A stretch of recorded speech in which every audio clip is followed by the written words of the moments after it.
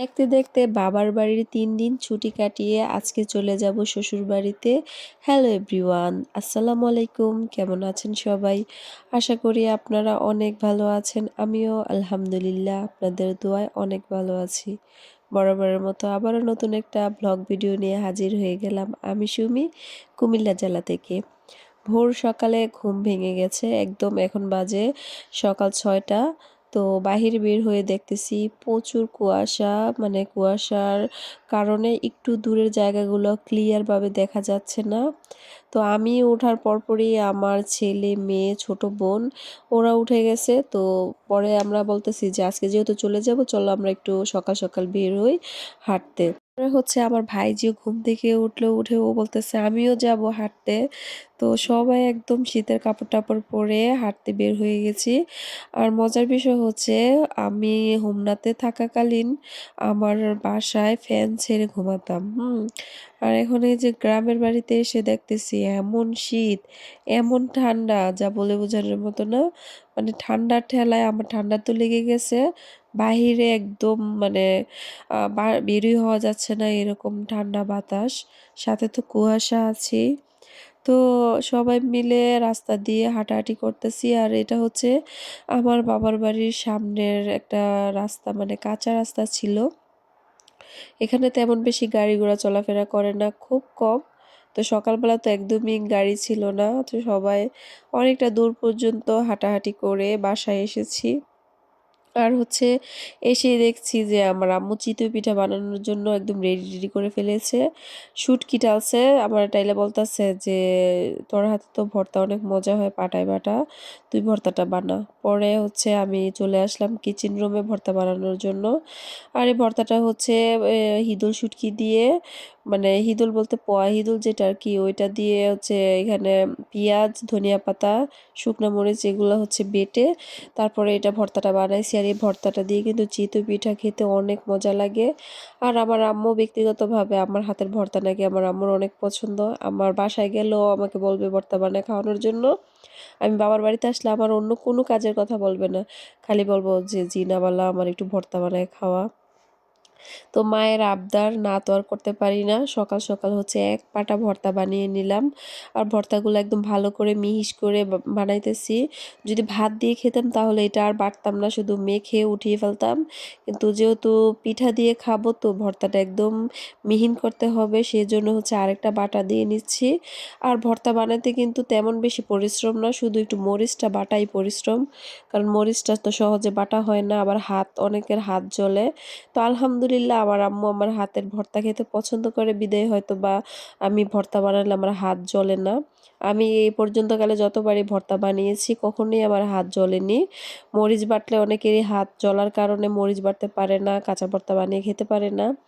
তো যাই হোক ভর্তা বানিয়ে আমরা চলে এসেছি পাকঘরে, মানে বাইরের মাটির চুলাতে। আর শীতের সকালগুলাতে মাটির চুলায় কিন্তু রান্না বান্না করলে চুলার পাশ দিয়ে বসে থেকে গরম গরম খাবার খেতে কিন্তু অনেক ভালো লাগে। আর এটা হচ্ছে একমাত্র দেশ বাড়িতেই হয়। শহরে তো হচ্ছে গ্যাসে রান্না করে নিজের রুমে বা ডাইনিং রুমে বসে খেতে হয়। চুলার ধারে বসে খাওয়ার যে একটা মজা, এটা অনেক দিন পরে ফিলটা নিতেছি।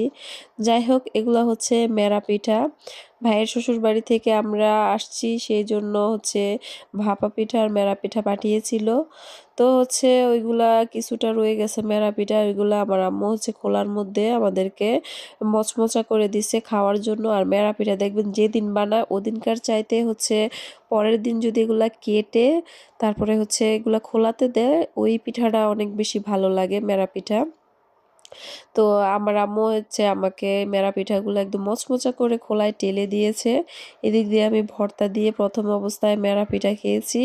তারপরে হচ্ছে চিতই পিঠা খাচ্ছি, আমার মার সাথে কথা বলতেছি। আর একটু একটু করে ভিডিওর ক্লিপ নিতেছি আপনাদের সাথে শেয়ার করতে। তো ভিডিও বানানো, এডিট করা, শেয়ার করা এগুলো আসলে একটা বাড়তি ঝামেলা। অনেক সময় ভালো লাগে আবার অনেক সময় ভালো লাগে না। তো ইউটিউব তো চালাই শখে। তো আমি আমার শখের যেই ক্লিপগুলো আছে এগুলাই নেই, মাঝে মাঝে নিয়ে আপনাদের সাথে শেয়ার করি। রেগুলার ভিডিও দিতে পারলে হয়তোবা চ্যানেলটা আমি তাড়াতাড়ি মনিটাইজেশন পেতে পারতাম। কিন্তু আমার ভালো লাগে না রেগুলার ভিডিও দিতে এখন। ওই যে খুলছি মায়া লাগে সেজন্য মাঝে, মাঝে ভিডিও দেই আরকি। আর একটু ঘোরাঘুরির ভিডিও না করলেও ভালো লাগে না। তো হচ্ছে নাস্তা-টাস্তা খেয়ে আমি কম্বল গায়ে দিয়ে ঘুমিয়েছিলাম। ঘুম থেকে উঠে দেখি আমার আম্মু হচ্ছে রান্না-বান্না শেষ করে ফেলছে একদম। আমাকে বলতেছে যে, "হাত মুখ ধুয়ে এসে খাওয়া-দাওয়া করে নে দুপুরের, যেহেতু চলে যাবি।"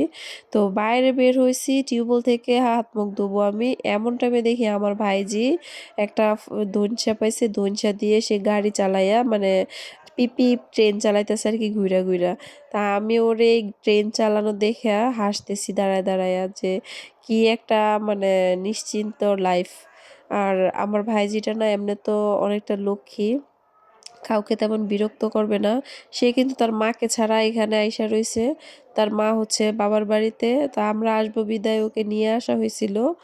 তো হচ্ছে ও মা ছাড়া যেখানে আইসা রইছে আমাকে বা আমার মাকে কাউকে ও বিরক্ত করে নাই। শুধু খালি আমার আম্মুকে বলতেছে, "দাদু তুমি আমাকে নানু বাড়িতে দিয়ে আসো, আমি আবার আসবো।" মানে মাশাআল্লাহ আমার ভাইজিটা অনেক লক্ষ্মী। কাউকে বিরক্ত করে না। নিজে, নিজে যা পাইবো তা দিয়েই খেলবো। খানা-পিনা কোনো কিছুর জন্য কাউকে বিরক্ত করে না। তো আমরা দুপুরে খাওয়া-দাওয়া শেষ করে এখন বাজে হচ্ছে ৪ঃ০০ আমি আমার শ্বশুরবাড়িতে যাবো। আর আমার আম্মু হচ্ছে আমার ভাইয়ের শ্বশুরবাড়িতে যাবে ভাইজিকে দিয়ে আসার জন্য। তো আমরা একই সাথে বের হয়ে গেছি। মাঝ রাস্তায় আমি আমার আম্মুকে নামিয়ে দিয়ে ওদিক দিয়ে আমি আমার শ্বশুরবাড়িতে চলে যাবো। সেজন্য হচ্ছে আমি আমার আম্মুকে আমার গাড়িতে নিয়ে নিয়েছি। বলছি যে, "চলো আমি একই গাড়ি দিয়ে চলে যাই। তারপরে হচ্ছে আমি মাঝ রাস্তায় নামাই দিয়ে গেলে অন্য একটা গাড়ি নিয়ে চলে যাইবো।"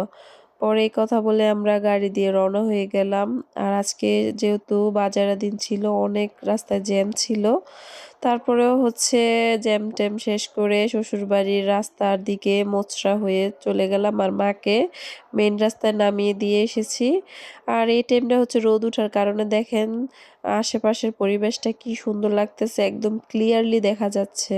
কিন্তু সকালবেলা হচ্ছে কুয়াশার কারণে ১-২ হাত পরের জায়গায় ভালো করে দেখা যায়নি। আর বাসায় এসে তো ঘরের দরজা খুলে মাথায় হাত। কি পরিমাণ ধুল, বালু, ময়লা জমে আছে রুমের ভিতরে, যা বলে বোঝানোর মতো না। আমি এগুলা সবগুলা হচ্ছে এখন পরিষ্কার করব। সবকিছু পরিষ্কার করে ফার্নিচারগুলা মুছে-টুছে তারপরে হচ্ছে আমার প্রায় রাত্রে ৭:৩০ মতো বেজে গেছে। তো হাত-মুখ ধুয়ে এসে কম্বলের ভিতরে যে বসছি শীতের ঠেলায় আর কোনো কিছু ভাল লাগতেছিল না। এমনিতেই হচ্ছে আমার আ যাই হয় তারপরে হচ্ছে আমার বান্ধবী মানে যা প্লাস বান্ধবী আমি আসছি শুনে ও পপকর্ন ভেজে নিয়ে এসেছে আমার জন্য। তো ২ জনে মিলে গল্প করতেছি আর কম্বলের ভিতরে বসে, বসে পপকর্ন খাচ্ছিলাম।